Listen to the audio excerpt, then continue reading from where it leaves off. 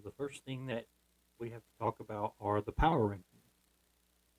Power rankings are fun and enjoyable, but probably don't mean very much because you have a lot of trades and acquisitions, and you never know about injuries and different things like that. So, And these are the latest power rankings post Micah trade, post all the signings and all that. right. So, I will be more host because when it comes to the NFL, I don't know very much. So, I will read Jeremiah these top 10 rankings. This is according to NFL.com. And this is, like Jeremiah said, this is taking the Micah Parsons trade from Dallas to Green Bay into account. So, Jared, we'll go through these top 10 and kind of get your thoughts and see who we might think be a little low or a little high or who is where they need to be. So, first is the defending champion, Philadelphia Eagles. And then second are those Baltimore Ravens. Third, the Buffalo Bills and Bills Mafia. Fourth, having already lost one spot in the ranks, are the Kansas City Chiefs Chiefs. are not top three in the league. And then five, holding steady from whatever previous rankings existed, are the Detroit Lions. Sixth place, up two spots. No surprise there, perhaps. But sixth spot, the Green Bay Packers. Ranked seventh are the Tampa Bay Buccaneers. Ranked eighth, having lost two spots, are the Washington Commanders.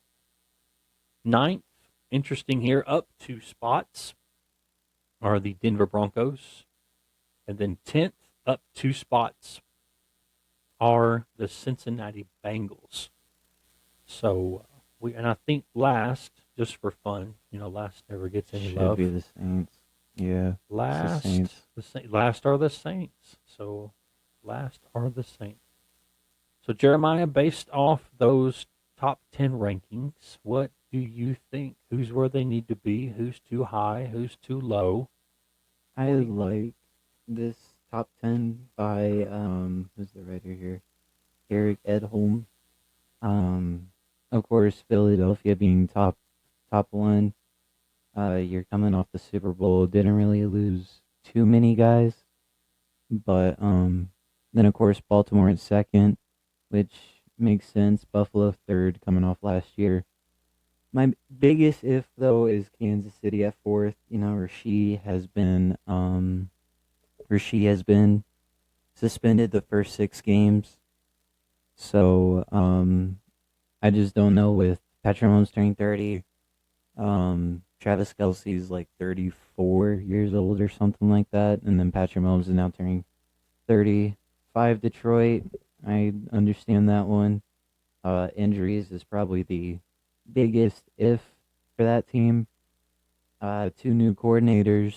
Um, I think David Montgomery is going to be coming back from an injury, so you just hope what they can do with injury wise.